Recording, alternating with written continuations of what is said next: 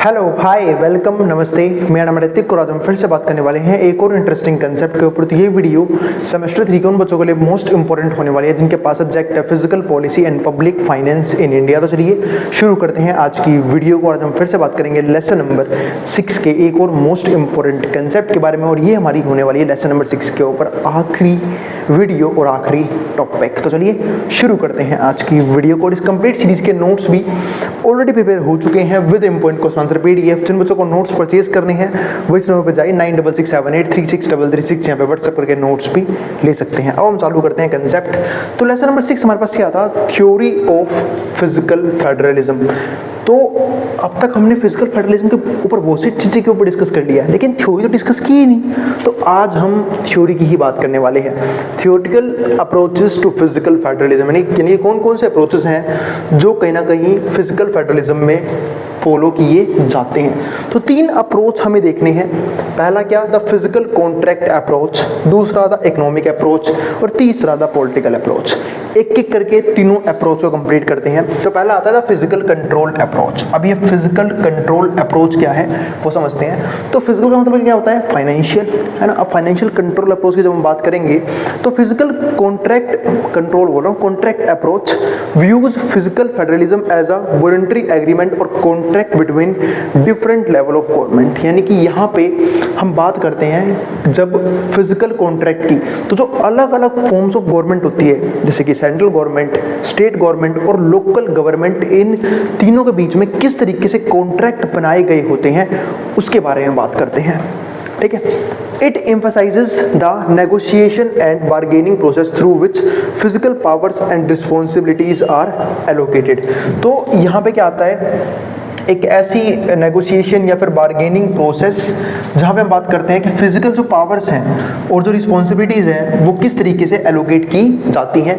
क्योंकि देखो हर एक स्टेट में अलग तरह की दिक्कतें हैं, अलग तरह की पॉपुलेशंस हैं, अलग तरह के कल्चर्स फॉलो किए जाते हैं। तो हर एक जब स्टेट अलग टाइप का है तो वहाँ पे जो खर्चा किया जाएगा वो भी अलग टाइप का होगा।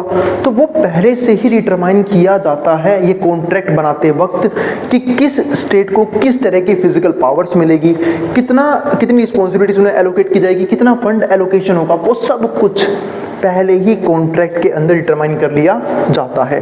तो physical contract approach recognises that the distribution of fiscal power. तो जो फिजिकल कॉन्ट्रैक्ट है वो यहाँ पे जो अप्रोच है वो रिकॉग्नाइज करता है कि डिस्ट्रीब्यूशन किस तरीके से होगा फिजिकल पावर्स का, is influenced by political and institutional factor. लेकिन ये जो है कहीं ना कहीं इन्फ्लुएंस भी होता है पॉलिटिकल और इंस्टीट्यूशनल फैक्टर्स की वजह से। पॉलिटिकल फैक्टर्स यानी कि भाई कई बार गवर्नमेंट कुछ स्टेट्स को सपोर्ट कर रही होती है ना, तो उसके लिए अच्छे तरीके से काम करती है, उन्हें रिसोर्स भी अच्छे तरीके से एलोकेट होते हैं, रिस्पॉन्सिबिलिटीज भी अच्छे तरीके से मिलती हैं। कुछ ऐसा भी होता है कि कई बार कुछ ऐसे स्टेट भी होते हैं जिनसे सेंट्रल गवर्नमेंट की नहीं बनती, तो वहाँ पे बहुत सी दिक्कतें भी फेस करने को मिलती है। तो कहना ये चाहता हूँ, क्योंकि हम सब जानते हैं कि अगर सेंट्रल में कोई गवर्नमेंट है इसका मतलब है कि ज़्यादातर स्टेट्स में भी वही गवर्नमेंट होगी, लेकिन कुछ स्टेट्स ऐसे भी होंगे, कुछ यूनियन टेरिटरीज ऐसी भी होंगी जहाँ पे वो गवर्नमेंट नहीं होगी। जैसे फॉर एग्जाम्पल इस टाइम पे सेंट्रल गवर्नमेंट में कौन है? बीजेपी, है ना, बीजेपी की सरकार है। लेकिन बहुत से स्टेट्स ऐसे भी तो हैं जहाँ पे बीजेपी की सरकार नहीं है, बहुत से यूटीज ऐसी हैं जहाँ पे बीजेपी की सरकार नहीं थी या फिर नहीं है, तो उन्हें दिक्कतें फेस करनी पड़ रही थी, है ना। तो वही चीज यहाँ पे है। तो पॉलिटिकल और इंस्टीट्यूशनल फैक्टर्स भी इन्फ्लुएंस करते हैं फिजिकल पावर्स को, as well as preferences and power dynamics among different levels of government. और जो प्रेफरेंसेस है या फिर जो पावर डायनामिक्स है, यानी कि पावर चेंज होती है लेवल ऑफ गवर्नमेंट के साथ, ये भी कहीं ना कहीं इन्फ्लुएंस करती है। It considers factor such as political power. अब इसमें कौन कौन से फैक्टर आएंगे? एक तो पॉलिटिकल पावर किस लेवल की प्रोवाइड की गई है, इसके अलावा इंस्टीट्यूशनल अरेंजमेंट्स किस तरह के हैं, और इंटर गवर्नमेंटल रिलेशंस यानी कि आपस में जो गवर्नमेंट की रिलेशंस है वो किस तरीके के हैं, in shaping the physical outcomes of federation. तो ये कहीं ना कहीं फिजिकल आउटकम्स बनते हैं। अगर किसी भी स्टेट के रिलेशनशिप्स अच्छे हैं सेंटर के साथ तो पक्का वो स्टेट ग्रो करने के चांस ज़्यादा हो जाते हैं। क्यों? क्योंकि उन्हें फंड अच्छा एलोकेट होगा, रिलेशनशिप अच्छे हैं तो भाई सिंपल सी बात है रिस्पॉन्सिबिलिटीज अच्छे तरीके से मिलेंगी, किसी भी तरह की इंस्टीट्यूशनल प्रॉब्लम्स नहीं आएगी उन स्टेट्स को। लेकिन अगर कुछ स्टेट्स की सेंटर से नहीं बन रही है तो इसका मतलब है कि कहीं ना कहीं उन स्टेट्स को बहुत ज़्यादा दिक्कत आने वाली है फाइनेंशियली, है ना। तो वो चीज़ें, बाकी तो कॉन्स्टिट्यूशन है इन सब के ऊपर, लेकिन हम सब जानते हैं कि भाई पावर गेम तो होता ही है पॉलिटिक्स में, तो कहीं ना कहीं कॉन्स्टिट्यूशन की पावर वहाँ पे वीक पड़ जाती है जहाँ पे पावर गेम चालू हो जाता है। तो तो ये तो हो गया फिजिकल कॉन्ट्रैक्ट अप्रोच क्या होता है फेडरलिज्म के अंदर। दूसरा इकोनॉमिक अप्रोच की बात कर लेते हैं। इकोनॉमिक अप्रोच यानी कि पैसों से रिलेटेड मामले, वो भी देखते हैं। Economic approach to fiscal federalism. जब हम इकोनॉमिक अप्रोच की बात करते हैं फिजिकल फेडरलिज्म के अंदर, फोकसेस ऑन इकोनॉमिक एफिशिएंसी, कैसे इकोनॉमिक एफिशिएंसी लाई जाए, यानी कि किस तरीके से फंड एलोकेट किए जाएं, किस तरीके से रिसोर्सेज एलोकेट हों, किस तरीके से रिस्पॉन्सिबिलिटीज़ दी जानी चाहिए बाकी स्टेट्स को ताकि इकोनॉमिक एफिशिएंसी आए, वो एक इम्पोर्टेंट पॉइंट बनता है। And optimal allocation of resources, और रिसोर्सेज का इस तरीके से एलोकेशन किया जाना चाहिए कि वो रिसोर्सेज जो हैं वो फुल्ली और एफिशिएंटली और ऑप्टिमम यानी कि मैक्सिमम लेवल पे, ठीक है, हम उसे यूज़ कर सकते हैं। इट एग्जामिन्स इश्यूज, अब यहाँ पे कुछ इश्यूज भी आते हैं, सच एज फिजिकल एक्सटर्नलिटीज, जैसे कि physical externalities, economies of scale, ठीक है, tax competition and physical spill overs, है ना। तो बहुत सी फिजिकल एक्सटर्नलिटी होती हैं जो कहीं ना कहीं अफेक्ट करती हैं। इकोनॉमीज ऑफ स्केल, ये मैं बहुत बार पढ़ा चुका हूँ कि जब भी किसी भी प्रोडक्शन, जब भी किसी चीज़ की प्रोडक्शन की बात करते हैं हम, तब ये इकोनॉमीज ऑफ स्केल यूज़ किया जाता है कि अगर प्रोडक्शन को बड़े लेवल पे लेके जाया जाए तो कहीं ना कहीं जो एडिशनल यूनिट बनाने की कॉस्ट आती है वो कम होती रहती है, उसको इकोनॉमीज ऑफ स्केल बोलते हैं। टैक्स कंपटीशन हम देखने को मिलता है हमें अलग अलग स्टेट्स के बीच में, है ना। हर एक स्टेट जो है वो कहीं ना कहीं अपने टैक्स को खुद मैनेज करता है और कम ज़्यादा भी करते हैं, ये चीज़ देख के कि बाकी स्टेट्स किस अकॉर्डिंग टैक्स कलेक्ट कर रही हैं, ताकि वो जो है वो खुद की स्टेट्स को बेहतर साबित कर पाए और यही नहीं अगली बार चुनाव में आ भी पाए, यानी कि री इलेक्ट हो पाए। तो इस चीज़ के लिए ना तो कहीं ना कहीं टैक्स कंपटीशन फेस भी करना पड़ता है। फिजिकल स्पिल ओवर्स, तो बहुत सी दिक्कत आती हैं फिजिकल लेवल पे, फाइनेंशियल लेवल पे, तो वो सब चीज़ें हैं, ये कहीं ना कहीं क्या है, कुछ जो है ना इश्यूज हैं। अब इसके बाद economic approach suggest that fiscal powers should be assign to the level of government that can be best internalise the cost and benefits. तो यहाँ पे क्या ये अब ये जो है ना इकोनॉमिक अप्रोच ये सजेस्ट करता है इस बात को कि जो फिजिकल पावर है वो इस तरीके से असाइन होनी चाहिए लेवल ऑफ गवर्नमेंट के बीच में, जो कहीं ना कहीं इंटरनलाइज करती है cost and benefits of public goods and services, यानी कि जो अच्छे से समझती है कि कौन से पब्लिक गुड्स और सर्विसेज इंपॉर्टेंट है, कहां पे कितना खर्चा करना चाहिए, और ताकि एफिशिएंसी गेन का बेनिफिट मिले, यानी कि इकोनॉमी में एफिशिएंसी आ पाए। क्योंकि हम सब बोलते हैं भाई पैसा इंपॉर्टेंट चीज़ है, सबसे मोस्ट इंपॉर्टेंट रिसोर्स है, और अगर फंड गलत हाथों में चला गया तो वो उसका मिसयूज़ होगा तो भाई इकोनॉमिक एफिशिएंसी तो आएगी ही नहीं, देश बर्बादी की ओर चला जाएगा। ऐसे हम लोगों ने बहुत से एग्जांपल्स देखे हुए हैं, है ना। अपने पास्ट में बहुत सी इकोनॉमीज रही हैं, बहुत सी कंट्रीज ऐसी हुई हैं जो सिर्फ बर्बाद हो गई हैं क्योंकि उनके ऊपर या तो एडमिनिस्ट्रेशन स्ट्रॉन्ग नहीं है या फिर पैसा जो है वो प्रॉपर तरीके से मैनेज नहीं किया गया, है ना। एग्जाम्पल देने की जरूरत नहीं है, पाकिस्तान इसका one of the best example है, क्योंकि वहाँ पे हम सब जानते हैं एडमिनिस्ट्रेशन कितना गंदा है, ठीक है, और किस तरीके से बार बार तख्ता पलट होते आए हैं, ठीक है। वहाँ पे शायद मेरे से इकलौती कंट्री ऐसी होगी जहाँ पे कॉन्स्टिट्यूशन के अकॉर्डिंग देखा जाए तो जो डेमोक्रेसी है, नाम की है, डेमोक्रेसी कम रही है, ठीक है, और आर्मी रूल ज़्यादा रहा है, जिस चीज़ की वजह से हम जानते हैं कितनी बेकार हालत है उस कंट्री की इस टाइम पे, ठीक है। इसके बाद आगे क्या आता है, additionally the economic approach analysis the effects of tax competition. तो जो इकोनॉमिक अप्रोच है analysis the effects of tax competition between सब नेशनल गवर्नमेंट्स, कि भाई सब नेशनल गवर्नमेंट के बीच में टैक्स कंपटीशन किस लेवल का है, इस बात का भी एनालिसिस किया जाता है, क्योंकि हर एक स्टेट अपने आप को बेहतर दिखाने के लिए कम से कम टैक्स में बेटर से बेटर सर्विसेज प्रोवाइड करने की कोशिश करता है। क्योंकि हम सब सोचते हैं एज अ ह्यूमन बीइंग, हम सब सोचते हैं कि हमें जो है वो पब्लिक फैसिलिटीज भी अच्छी मिलनी चाहिए, दूसरा हमें टैक्स कम से कम भरना पड़े। और जब बात आती है टैक्सेशन पॉलिसी की तो बहुत जब स्टेट्स को फ्री कर जाता है कि भाई अपने हिसाब से आप टैक्स डिटरमाइन कर सकते हो, ठीक है। स्टेट टैक्स, सेंट्रल टैक्स तो चलो ठीक है, फिक्स है, अगर स्टेट टैक्स जो है वो अपनी मर्जी से डिटरमाइन कर सकते हो, तो आपकी मर्जी है आप किन लोगों से कितना टैक्स ले रहे हो। तो जनरली जैसे हम एक चीज़ पढ़ रहे थे ना, ठीक है, पिछली वीडियो में एक मॉडल पढ़ाया था, ठीक है, वहाँ पे हमने ये डिस्कस किया था ये पॉइंट कि लोग जो है ना वो फीट के जरिए क्या करते हैं, वोट करते हैं, वोट बाय द फीट। क्यों? क्योंकि जहाँ पे अच्छी सर्विसेज मिलेंगी, अच्छे गुड्स मिलेंगे, कम से कम प्राइस में मिलेंगे, टैक्स रेट कम होगा, टैक्स बर्डन कम होगा, जनरली लोग जो है वो ऐसी स्टेट्स के अंदर रहना पसंद करते हैं, ऐसे यूटीज के अंदर रहना पसंद करते हैं। ठीक है, तो वो सब, ये सब क्या होता है, कहीं ना कहीं ये सब लोकल गवर्नमेंट के बीच में, सब गवर्नमेंट के बीच में क्या होता है, कंपटीशन की वजह से ही होता है। तो tax competition refers to the situation, ये एक ऐसी सिचुएशन होती है where sub national governments compete with each other, जहाँ पे सब नेशनल गवर्नमेंट जो है वो एक दूसरे से कॉम्पीट करते हैं with each other by lowering tax rates, tax rate को कम करके, टू अट्रैक्ट बिजनेसेस और रेसिडेंट, ताकि उनके स्टेट्स के अंदर नए लोग आ पाए, नए रेसिडेंट्स आए और नए बिजनेसेस भी क्या हों, अट्रैक्ट हो। यानी कि ग्रोथ के लिए कहीं ना कहीं जो है ये टैक्स कंपटीशन जो है वो होता है, या फिर इकोनॉमिक एफिशिएंसी के लिए भी आप बोल सकते हो। तो ये हमारे पास एक इंपॉर्टेंट अप्रोच आया था, इकोनॉमिक अप्रोच। दो अप्रोच ऑलरेडी डिस्कस कर चुके हैं, अब चलते हैं तीसरे और आखिरी अप्रोच की तरफ, जिसका नाम क्या है, द पॉलिटिकल अप्रोच। अब पॉलिटिकल अप्रोच समझते हैं। Political approach to fiscal federalism highlights the role of political factor. तो जब नाम इसका क्या है, पॉलिटिकल अप्रोच, वो भी फिजिकल फेडरलिज्म का, तो ये दिखाता है, ये हाईलाइट करता है कि पॉलिटिकल फैक्टर्स के क्या क्या रोल होते हैं फिजिकल फेडरलिज्म में। पॉलिटिकल फैक्टर हो गए, इंटरेस्ट हो गए, पावर डायनामिक्स हो गया, इन शेपिंग फिजिकल आउटकम्स।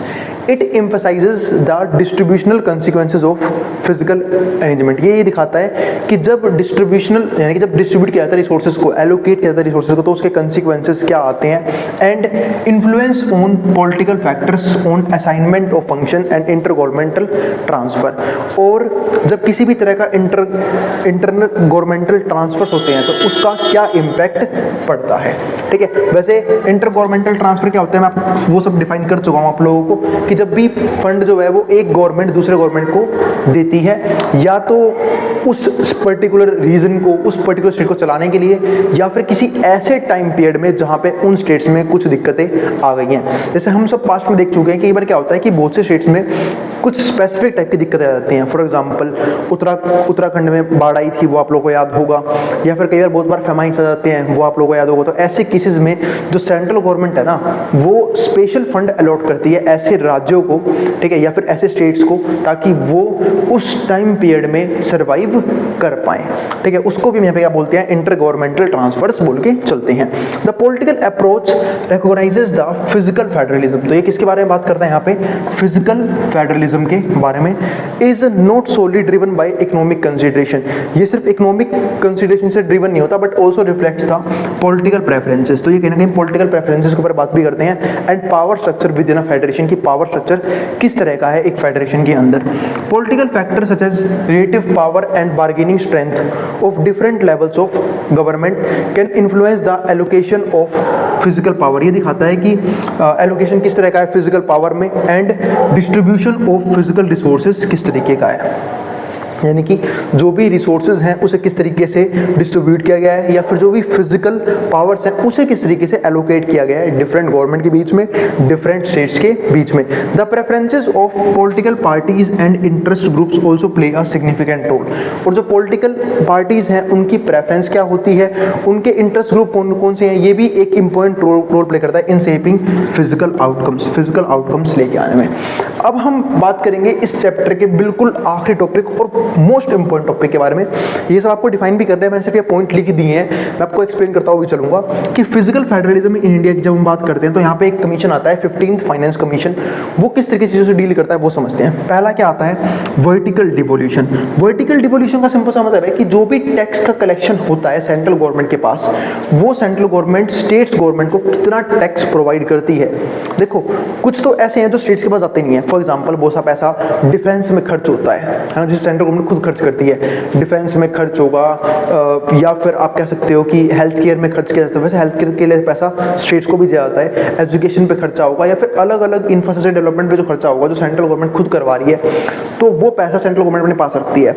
लेकिन बात ये भी आती है कि टोटल टैक्स रिवेन्यू का स्टेट गवर्नमेंट को कितना दिया जा रहा है, यूनियन टेरिटरीज को कितना दिया जा रहा है, वो भी मेजर करना बहुत इंपॉर्टेंट होता है। क्योंकि जितना ज़्यादा पैसा स्टेट्स के पास होगा उतना ईजी होगा स्टेट्स के लिए अपने स्टेट का एक तो डेवलपमेंट करना, विकास करना, दूसरा इकोनॉमिक एफिशिएंसी उतनी ही अच्छी आएगी। हाँ, डिपेंड ये भी करता है कि भाई आपने पैसा दिया है तो आप उन्हें रिस्पॉन्सिबिलिटी भी दो और उनसे पूछो पूछो भी आप वो फंड कहाँ पे यूज करने वाले हो, ये सब सेंट्रल गवर्नमेंट की जिम्मेवारी बनती है। इसी को बोलते हैं वर्टिकल डिवोल्यूशन।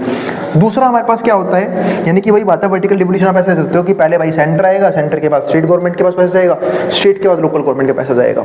दूसरा क्या होता है, पॉपुलेशन एंड डेमोग्राफिक चेंज। तो पॉपुलेशन और डेमोग्राफिक चेंज की वजह से भी कहीं ना कहीं फाइनेंस की जरूरत पड़ती है, यानी कि हमें सबसे पहले देखना पड़ता है कि कौन से स्टेट में कितने ज़्यादा लोग हैं, कहाँ पे कौन कौन सी दिक्कतें हैं, कौन कौन सी प्रॉब्लम्स हैं, कहाँ पे कितने पैसे की नीड पड़ेगी, वो सब कहीं ना कहीं डाटा कलेक्ट करना पड़ता है किसको, सेंट्रल गवर्नमेंट को। उसके हिसाब से ही फंड और जो पावर्स हैं, फिजिकल पावर्स है, वो एलोकेट की जाती है। तो इसको बोलते हैं पॉपुलेशन एंड डेमोग्राफिक चेंज। जैसे फिलहाल लास्ट में जब सेंसस 2011 में हुआ था, वैसे हर 10 साल में सेंसस होता है। 2021 में जो है ना वो कोविड की वजह से, ठीक है, वो इतना इफेक्टिव तरीके से नहीं हो पाया, तो इसलिए 2011 को बेस ईयर मान के, इसकी पॉपुलेशन को बेस मान के कहीं ना कहीं जो गवर्नमेंट है वो ये डिटरमाइन करेगा कि किस स्टेट को कितना पैसे की जरूरत पड़ेगी, ठीक है, या फिर किस स्टेट्स में कौन कौन सी प्रॉब्लम्स हैं जिनको दूर करने के लिए, जैसे कहीं पे हेल्थ अच्छी है तो एजुकेशन बेकार है कि एजुकेशन सिस्टम अच्छे नहीं है, कहीं पे एजुकेशन सिस्टम अच्छे हैं तो हेल्थ केयर बेकार हो सकता है, फिर और सेक्टर्स बेकार हो सकते हैं। तो जहाँ पे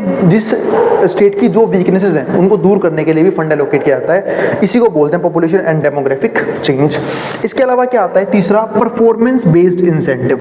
जब हम बात करते हैं परफॉर्मेंस बेस्ड इंसेंटिव, तो आप लोगों को पता होगा इंसेंटिव वर्ड, तो आप लोग ज़्यादा फेमिलियर होंगे इस वर्ड के, कि कई बार जब एक वर्कर, एक इंडिविजुअल पर्सन कहीं पे काम करता है और वो अपने कुछ एक्स्ट्रा एफर्ट्स डाल रहा है उस काम को अच्छे तरीके से परफॉर्म करने के लिए, तो ऐसे प्रोड्यूसर्स को क्या दिए जाते हैं, इंसेंटिव्स मिलता है, या फिर ऐसे वर्कर्स को इंसेंटिव मिलता है। सेम ऐसे ही अगर कोई स्टेट बहुत अच्छा काम कर रही है हेल्थ के लेवल पे, एजुकेशन के लेवल पे, लिटरेसी रेट बढ़ रहा है वहाँ का, ठीक है, तो अगर, या फिर रिसर्च और डेवलपमेंट अच्छे तरीके से कर रहे हैं, तो ऐसे स्टेट्स को इंसेंटिव्स मिलने चाहिए, यानी कि तभी तो ये मोटिवेट होंगे, क्योंकि इंसेंटिव देने का मतलब ही क्या होता है कि उन्हें मोटिवेट करना है कि वो वैसा काम करते रहें। तो वही चीज़ है कि जो जिन स्टेट्स की परफॉर्मेंस अच्छी है, जो अपना जो भी फंड एलोकेट किया हुआ है उसे ऑप्टिमल लेवल पर यूज़ कर रहे हैं, अच्छे तरीके से यूज़ कर रहे हैं उस स्टेट की ग्रोथ के लिए, तो ऐसे स्टेट्स को इंसेंटिव्स मिलने बहुत ज़रूरी होते हैं। इसके अलावा फोर्थ पॉइंट क्या आता है, ग्रांट्स इन एड। अगर किसी तरह की दिक्कत आ गई है पर्टिकुलर किसी भी स्टेट के अंदर, जैसे मैंने बोला था ना बीच में कि कहीं भी मान लो बाढ़ आ गई, फेमाइन आ गई, तो ऐसे केस में कुछ इमरजेंसी फंड भी होना चाहिए कि जब कोई भी ऐसी दिक्कत आई किसी भी स्टेट को, तो उस फंड में से पैसा जो है निकाल के उन्हें दिया जाएगा। तो ग्रांट्स इन एड। इसके अलावा फिफ्थ क्या आता है हमारे पास पॉइंट, डिजास्टर मैनेजमेंट। ये पॉइंट मैंने बात कर ली अभी भी उस पॉइंट के साथ ही। डिजास्टर मैनेजमेंट यानी कि अगर किसी तरह की दिक्कतें आई हमारे स्टेट में, कोई भी इमरजेंसी लाइक सिचुएशन आई, तो उसके लिए रिजर्व्स मेंटेन होने चाहिए, ताकि जब भी कोई ऐसी प्रॉब्लम आएगी तो हम वहाँ से पैसा निकाल के लोगों को देंगे, ताकि लोग उस पैसे के दम पे जो है उस चीज़ से थोड़ा सा लड़ने में ईजी रहेगा उनके लिए, ठीक है। तो डिजास्टर मैनेजमेंट के लिए भी जो फंड है वो रहने बहुत ज़रूरी है। इसके अलावा फिजिकल कंसोलिडेशन। फिजिकल कंसोलिडेशन का सिंपल सा मतलब ये आता है कि हम जो है जो फिजिकल उस चीज़ को मैनेज कैसे करेंगे, किस तरीके से टैक्स बर्डन होने चाहिए, किस तरीके का टैक्स होना चाहिए, वो सब कुछ जो है वो कहीं ना कहीं फिजिकल कंसोलिडेशन का पार्ट ही होता है। इसके अलावा सेवंथ पॉइंट क्या आता है, गुड्स एंड सर्विस टैक्स। जो हमारे पास क्या है, कंपनसेशन, जो हमारे पास क्या है, एक इनडायरेक्ट टैक्स के तौर पर रहता है कि किस तरीके से इसका करेक्शन होना चाहिए, किस तरीके से लोगों को कंपेंसेट करना चाहिए, किस तरीके से इसे यूज़ करना चाहिए, सब कुछ इसके बारे में हमें जो है वो समझना पड़ता है इस पॉइंट के अंदर। इसके बाद तो ये सब क्या है, 15th फाइनेंस कमीशन के बाद की बात कर रहा हूँ मैं। 8th में क्या आता है, हेल्थ एंड एजुकेशन। अब ये समझाना बहुत ज़रूरी है स्टेट्स के लिए, स्टेट्स को या फिर सेंट्रल को भी ये बात समझनी बहुत ज़रूरी है कि हेल्थ और एजुकेशन दोनों ही मोस्ट इंपॉर्टेंट चीज़ है। हेल्थ इंपॉर्टेंट चीज़ क्यों है, क्योंकि बिना हेल्थ के तो कुछ माना नहीं जाता। जैसे मेरे खुद के पर्सनली मायने ही है कि लाइफ में प्रॉब्लम जो है ना वो मेनली 3 ही तौर से आती हैं, 3 ही तरीके से आ सकती हैं। या तो हेल्थ को लेके प्रॉब्लम आएगी आपकी लाइफ में, या फिर वेल्थ को लेके आएगी, है ना, हेल्थ से रिलेटेड वर्ड है, वेल्थ को लेके आएगी। तीसरी जो आ सकते बात है रिलेशनशिप को लेके। अब वो रिलेशनशिप किसी के साथ हो सकती है, यहाँ पे मैं सिर्फ हस्बैंड वाइफ की बात नहीं करूँगा, ठीक है, ब्रदर सिस्टर की भी हो सकती है, ठीक है। तो ये 3 लेवल पे ना एक इंसान को प्रॉब्लम फेस करनी पड़ती है ना। हेल्थ को लेके प्रॉब्लम आई तो भाई सब कुछ खराब है, वेल्थ रिलेशनशिप सब कुछ खराब है, क्योंकि कहीं ना कहीं आप अगर हेल्थ पे कॉन्शियसली अपना फोकस नहीं कर पा रहे और आपकी हेल्थ खराब हो गई तो कहीं ना कहीं आपका वेल्थ भी खराब होगी, क्योंकि पैसा लगेगा, है ना, यहाँ पे एलो रहेगा, यहाँ पे पैसा लगेगा आपकी हेल्थ में।